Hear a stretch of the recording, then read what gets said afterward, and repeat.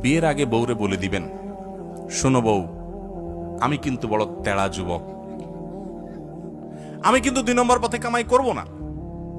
অতএব অন্য মানুষদের বউদের মতো সকাল বিকাল শাড়ি পাল্টাবা আর 3 পিস পাল্টাবা, মার্কেটে যায় কেনার পরে বলবা শুধু কার্ডের ঘষা দেন আর বিল দেওয়া হয়ে যাবে, এগুলো কিন্তু আমার দ্বারা হবে না।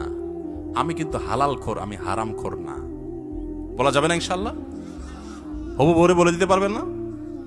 বেশিরভাগ ক্ষেত্রে দেখবেন ওই মেয়ে বলবে, আব্বু না, সমস্যা আছে ছেলের, কারণ তার দরকার কি? একটা চোর। তার দরকার একটা চোর, তার দরকার একটা ঘুষখোর, তার দরকার একটা দুর্নীতিবাজ, তার দরকার একটা টিন চোর, তার দরকার একটা গম চোর। সে সৎ মানুষ পছন্দ, আপনি সাথে সাথে সেজদা পড়ে যাবেন, যাক একটা চোর প্রিয় মানুষ থেকে আল্লাহ আমাকে মুক্তি দিছে। একটা সৎ মানুষ খুঁজবেন, চেষ্টা করা যাবে না ইনশাআল্লাহ?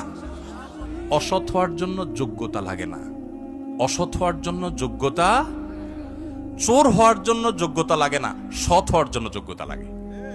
সৎ হওয়ার জন্য মেরুদণ্ড শক্ত থাকতে হয়, হিম্মত থাকতে হয়, সৎসাহস থাকতে হয়। বাবাকে বলতে হয়, বাবা আমি চুরি করব না।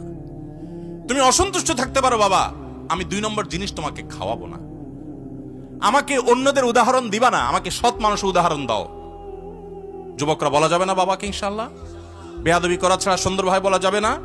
আল্লাহ আমাদের সবাইকে তৌফিক দান করুন।